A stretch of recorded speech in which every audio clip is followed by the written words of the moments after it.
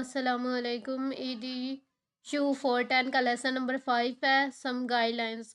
Guideline basically होती क्या है कि जब हमारा अगर कोई भी गोल होता है फॉर एग्जांपल, तो उस गोल को हासिल करने के लिए हम कुछ असूल को फॉलो करते हैं, कुछ रूल्स फॉलो करते हैं, तो वो हमारी गाइडलाइंस होती हैं। यहाँ पर need for guidelines basically guideline principles होते हैं, पीस ऑफ एडवाइस होती है। गाइडलाइंस जो होती हैं, अगर हम कोई भी प्लानिंग कर रहे होते हैं और उस प्लानिंग में कुछ भी अचीव करने में हमारा क्या एक्शन होना चाहिए, उसको हमारा उसके लिए जो तरीक़ेकार होता है उसमें गाइडलाइंस हमारी हेल्प करती हैं प्लानिंग और डिज़ाइनिंग में। यहाँ पर कुछ लिटरेसी स्किल की से रिलेटेड गाइडलाइंस बताई हुई हैं। फर्स्ट है लैंग्वेज डेवलपमेंट। लैंग्वेज डेवलपमेंट हमने पिछले लेक्चर में पढ़ा था कि इसमें मुख्तलिफ स्टेजेस होती हैं। क्या होता है कि पहले बच्चा साउंड बनाता है, यानी कि रोना शुरू कर देता है, गिड़गिड़ाना शुरू कर देता है, और फिर उसके बाद क्या करता है कि वो बैबलिंग करता है, फिर एक वर्ड बोलता है, दो वर्ड, तीन वर्ड, फाइनली फिर वो अनब्रोकन जो सेंटेंसेस होते हैं उन्हें ज्वाइन करता है। तो देखा जा सकता है कि लैंग्वेज जो है ये सिंपल साउंड से स्टार्ट होती है और फिर एक ऐसी कन्वर्सेशन में डेवलप हो जाती है जो काबिले जिसे समझा जा सकता है। तो बच्चे जो होते हैं ये सिंपल से कॉम्प्लेक्स की तरफ मूव करते हैं, इनकम्प्लीट सेंटेंस को कंप्लीट सेंटेंस में कन्वर्ट कर लेते हैं। और बचपन में जो सबसे ज़्यादा काबिल ज़िक्र अचीवमेंट होती है वो लैंग्वेज एक्विजिशन होती है। लैंग्वेज एक्विजिशन क्योंकि लैंग्वेज डेवलपमेंट बच्चे में एक्विजिशन हो रही होती है, वो कुदरती तरीके से सीख रहा होता है लैंग्वेज को। तो 5 साल का 5 साल का बच्चा जब होता है तो वो जो उसकी लैंग्वेज, वो जो नेटिव लैंग्वेज हासिल कर रहा होता है, उसके साउंड सिस्टम और ग्रामर में अबूर हासिल कर लेता है, वो उसमें मास्टर हो जाता है, अच्छे से बोलना शुरू कर देता है और हज़ारों अल्फाज की वोकैबुलरी भी हासिल कर जाता है। तो इसमें सेम गाइडलाइंस यूज़ हो रही होती हैं, यानी वो बेसिक से मॉडल और कॉम्प्लेक्स की तरफ मूव कर रहा होता है। आगे है लैंग्वेज मॉडल, तो ये लैंग्वेज लर्निंग का मॉडल है और ये लैंग्वेज एक्विजिशन का मॉडल है। देखा जाए तो दोनों सेम तरह के ही हैं। इसमें भी पहले फोनोलॉजी, फोनेटिक्स, साउंड आते हैं, बच्चा भी पहले साउंड बनाता है, फिर इसमें वर्ड्स फॉर्म होते हैं, बच्चा भी फिर वन वर्ड स्टार्ट कर लेता है, क्लॉजेस टू वर्ड्स ऐसे छोटे अनब्रोकन होते हैं। तो आगे यहाँ पर भी टू और थ्री वर्ड्स जो है बच्चा बोलना शुरू कर देता है। आगे कंप्लीट लैंग्वेज यूज़ आता है तो बच्चा भी कन्वर्सेशन करना शुरू कर देता है। ये वही बात है कि साउंड जो होते हैं वो फॉर्म वर्ड्स में कन्वर्ट होते हैं, देन क्लॉज सेंटेंस, और फिर प्रॉपर यूज़ ऑफ लैंग्वेज होता है। देखा जाए तो लैंग्वेज लर्निंग और लैंग्वेज एक्विजिशन जो है ये दोनों मॉडल जो हैं ये सेम पैटर्न को फॉलो कर रहे हैं।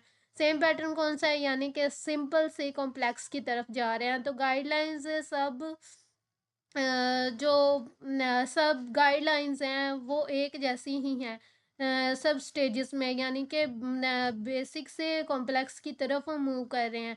अगर लिटरेसी मॉडल है तो यहाँ पर बता लिटरेसी के बारे में बताया हुआ है कि अगर आप स्कूल में सीखने के लिए जो बुनियादी चीज़ की ज़रूरत होती है वो लिटरेसी होती है। लिटरेसी क्या होता है कि पढ़ने लिखने के काबिल होना। एक लैंग्वेज, कोई भी लैंग्वेज है तो उसमें अगर आप पढ़ने लिखने के काबिल हैं तो वो आपकी लिटरेसी होगी। और लिटरेसी जो होती है ये है एक इंडिविजुअल जो होता है कि यानी एक इनफरादी फ़र्द की सोसाइटी में पार्टिसिपेट करने यानी हिस्सा लेने, और जो पब्लिक इशू होते हैं, जो भी अवामी मसाइल, अहम अवामी मसाइल को समझने की जो उसकी सलाहियत होती है उस पर असरअंदाज असर करती है। यानी अगर उसे अच्छे से बोलना समझना ही नहीं आता, अगर फॉर एग्ज़ाम्पल अगर सोसाइटी में कोई भी इशू चल रहा है तो अगर उसे वो लैंग्वेज ही समझ नहीं आएगी, उसे बोलना ही नहीं आएगा, अच्छे तरीके से कम्युनिकेशन ही नहीं उसे करना आएगी, और उसे पता ही नहीं चलेगा कि प्रॉब्लम है क्या, तो इससे काफ़ी वो लोअर लेवल पे जा सकता है। और ये आगे बताया हुआ है कि ये नामुमकिन है कि कॉम्प्लेक्स मॉडल के लेवल तक पहुंचने में कोई भी इंडिविजुअल नाकाम हो जाए। लेकिन अगर कोई कॉम्प्लेक्स मॉडल के लेवल तक पहुंच चुका हुआ है तो इसका मतलब है कि वो बेसिक मॉडल के लेवल से गुजर चुका होगा। मतलब ये एक बेसिक मॉडल है तो ये एक कॉम्प्लेक्स मॉडल है। ये तो नहीं हो सकता कि एक इंसान अगर सीखना शुरू करता है, मतलब लिटरेट होता है, लिटरेसी शुरू करता है, तो वो डायरेक्ट यहाँ तक पहुँच जाए। अगर मीडिया लिटरेसी है, नेटवर्क लिटरेसी है, तो ये सीखना जो है ये थोड़ा-सा कॉम्प्लेक्स है। अगर आप इसमें से कोई एक भी फ़ील्ड देख लें, जैसे कल्चर लिटरेसी है, तो इसमें बहुत सारी चीज़ें शामिल होती हैं। अगर ये बेसिक चीज़ें एबीसी किसी को नहीं आती, साउंड का ही नहीं पता, उसको अल्फ़ाबेट्स का ही नहीं पता, तो यहाँ तक पहुँचना तो काफ़ी दूर की बात है। अगर कोई यहाँ तक पहुँच गया, इस हद तक नॉलेज हासिल कर लिया, वो इस काबिल हो गया कि इस कॉम्प्लेक्स मॉडल को समझ सके, तो इसका मतलब है वो बेसिक मॉडल से गुज़रा है। तो आगे गाइडलाइन वही है कि बेसिक से कॉम्प्लेक्स की तरफ जाना। आगे है कि लिटरेसी क्लासरूम। इन क्लासरूम में लिटरेसी का क्या मतलब है कि हम पढ़ने और लिखने के लिए जिन स्किल्स की ज़रूरत होती है, वो हम लिटरेसी स्किल्स में लिटरेसी क्लासरूम में सीखते हैं। तो अब पढ़ने और लिखने के लिए किन चीज़ों की ज़रूरत होती है, उसमें कौन-सी चीज़ें शामिल होती हैं, तो उसमें साउंड, लैंग्वेज का जो साउंड होता है, उससे अवेयरनेस होना ज़रूरी होती है।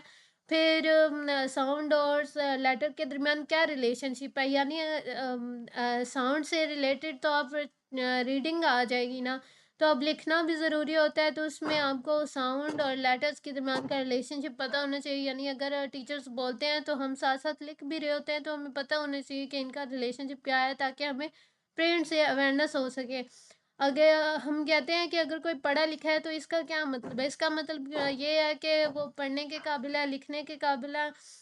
लिटरेट का मतलब ये है कि कोई भी शख्स है तो वो पढ़ने के काबिल है, लिखने के काबिल है, कोई भी सब्जेक्ट मैटर है, कोई भी मौजू है, तो उसको समझने के काबिल है, ठीक है। और ये स्किल्स हैं, ठीक है, रीड राइट स्पीक अंडरस्टैंड।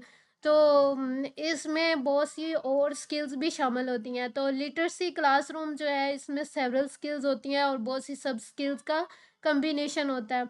यहाँ पर बताया हुआ है कि स्टार्ट फ्रॉम बेसिक। बेसिक से यानी आगे जो मॉड्यूल्स आएँगे, जो भी लेक्चर आएँगे, हाँ, वो बेसिक से स्टार्ट होंगे। अब इन्होंने कहा है कि बेसिक से स्टार्ट करें। बेसिक से स्टार्ट करने का क्या मतलब है कि आप सिंपल से स्टार्ट करें और डिफ़िकल्ट की तरफ जाएँ, यानी अल्फ़ाबेट्स पहले आएगा और फिर साउंड, फिर वर्ड, फिर प्रोनंसिएशन, वर्ड ऑर्डर, तो देन सेंटेंस, उसके बाद फिर लास्ट में रीडिंग राइटिंग आती है। अगर आप कोई भी रीडिंग राइटिंग स्पीकिंग लिसनिंग में देख लें, तो उनमें ये बेसिक जो चीज़ें हैं, ये सीक्वेंस होती है। अगर आप रीडिंग राइटिंग जो है इसको हासिल करना चाहते हैं, तो आपको इस सीक्वेंस को फॉलो करना पड़ता है, यानी इजी से डिफ़िकल्ट की तरफ जाना पड़ता है।